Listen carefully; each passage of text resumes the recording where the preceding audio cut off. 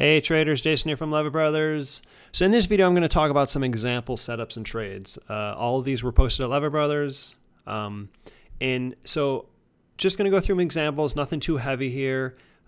In some of these, I'm just going to show the setup and then show the target and show you what happened. In others, I'm going to actually go look at it in more detail with some indicators and on multiple time frames. I highly, highly, highly recommend you do the same thing for your own trades. Okay, you should create what I call just a chart library where you all your trades you should analyze. Multiple time frames. Here's the daily, here's the hourly, whatever you use. This is where I got in. This is what I was thinking. This is where my stop was. This is how I managed it. And if you do this over and over and over, you'll teach yourself lessons. Okay, and when you're first starting out, you don't have enough trades to do that. So you can just pull other trades.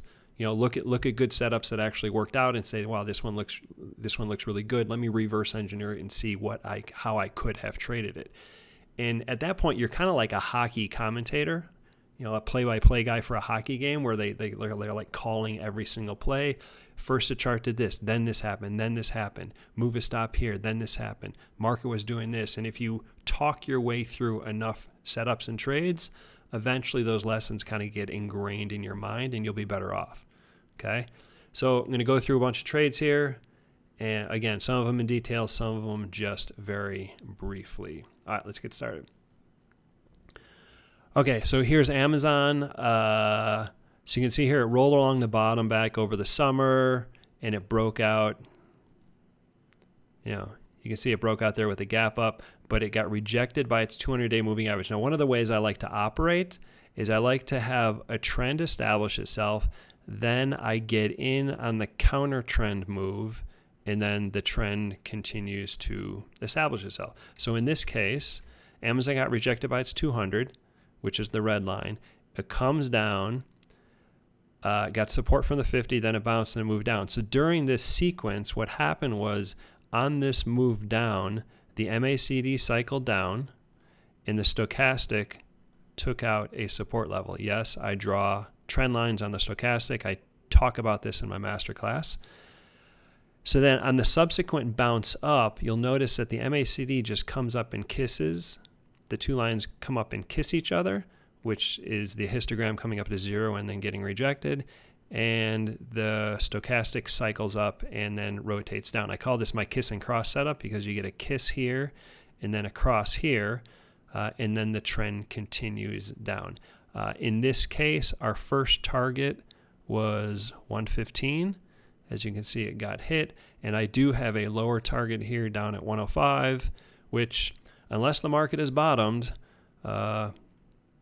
Amazon's going to probably fall over again and hit 105 and probably go below 100.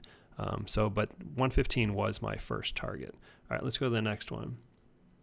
Here's Twilio, just a quick one. Chart moved down, moved sideways, support at 80. I had the top of the pattern here at 95. Okay, so this distance here was 15 points. So I measured that down, 80 down to 65. So my target was 65. As you can see, it got hit. It got hit. I'm not going to say easily, but it's not often that the chart just goes right to the target and then bounces. But there are opportunities to get in before the break here, because you have a move down here, and then you have a counter move that gets rejected by the 50-day moving average here. So here's the 50. So there's a rejection here. There was an attempt to move up above it here, but once it moved back down, then we got rejected there, rejected there, rejected there, rejected there, and then it moved down from there. So you didn't have to wait for the stock to take out support.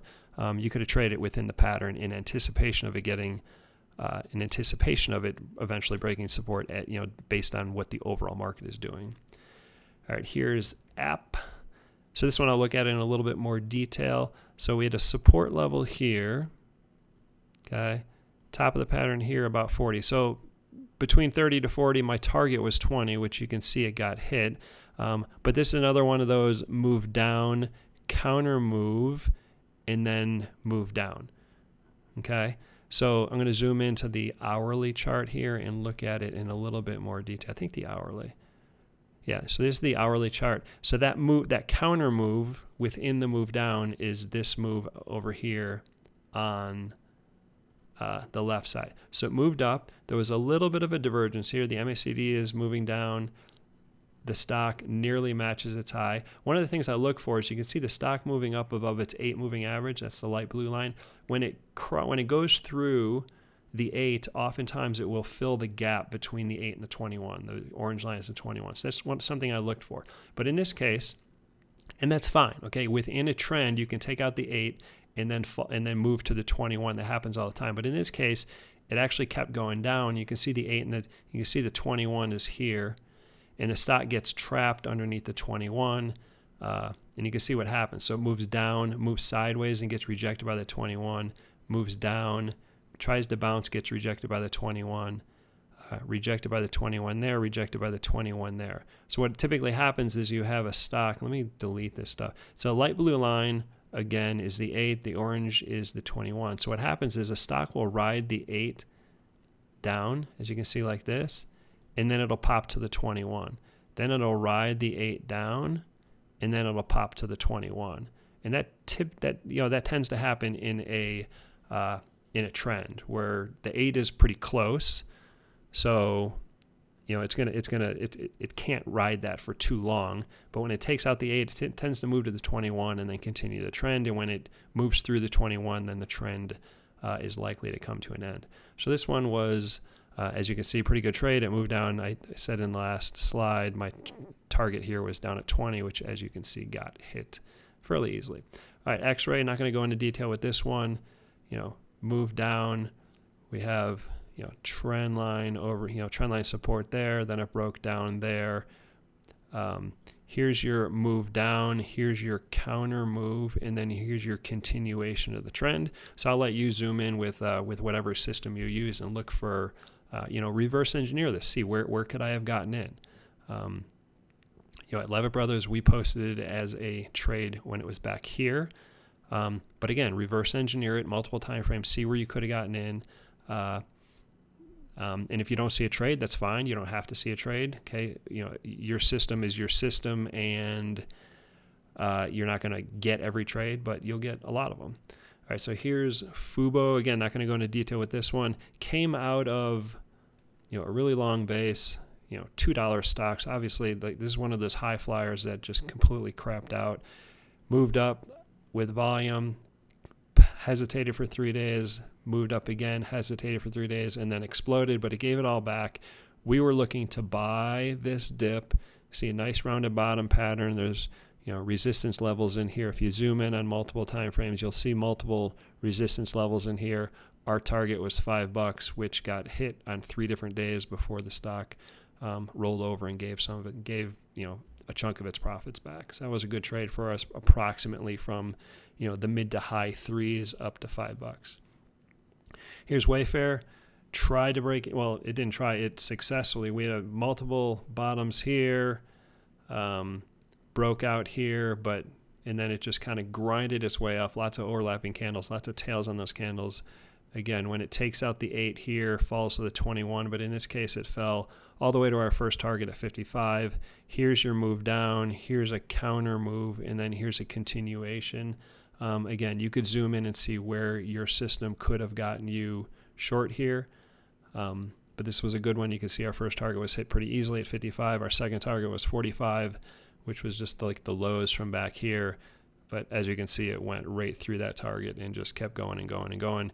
Didn't really give us a whole lot of second chances to get short for those who took profits at that 45 target.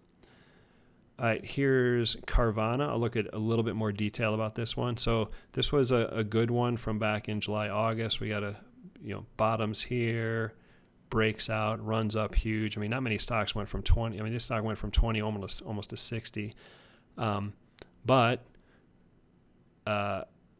if this stock would have fallen to, like, say, the 21 and then bounced up and done something like this, I would have been on board with holding the gains and possibly breaking out at a later date and continuing up. But like this drop here all the way back is too much. It's too much. Like if it really was a strong stock, it wouldn't have fallen that much. So what I have here is you got to move down, you have your counter move up, and then you have your move down. During the move down, you have the MACD crosses down, the stochastic goes down. During the counter move up, the MACD simply comes up and kisses here. The stochastic rotates up to a high level and then rolls over. So we got the kiss, we got the cross, and then we have a continuation to move down. So let me zoom in with an intraday chart. So here's a 2-hour chart. So this over here is that move, is that counter move up. So we have a gap down, stock kind of gets trapped here between the 8 and 21, moves below the 21.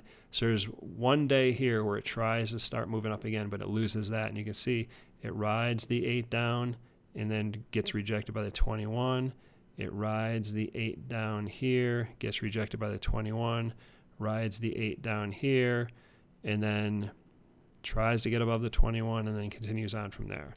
Okay, and so there are definitely multiple entries in here.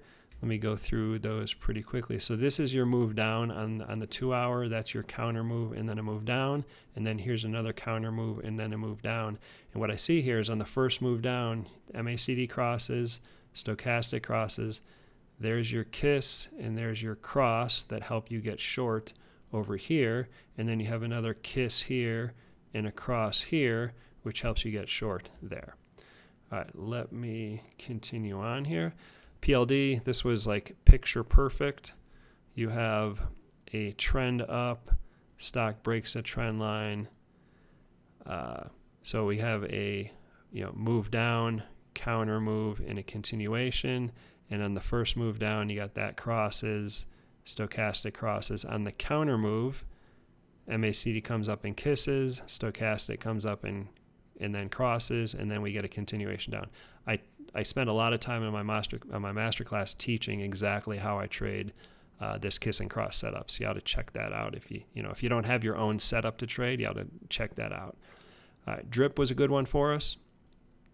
Rolling double bottom, boom, gets rejected by the 21, comes back down, up, and then obviously continues up from there. So on the first bounce, okay, what makes this bounce different than other bounces? Because there's a bounce there, there's a bounce there, there's an attempt there. Well, in all these other bounces, the MACD continued to trend down.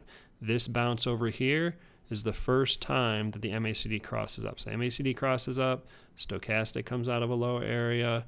On the move down, MACD stays above, stays trending up, comes down and kisses, stochastic crosses, and then you get a continuation up. So that was a really good one for us.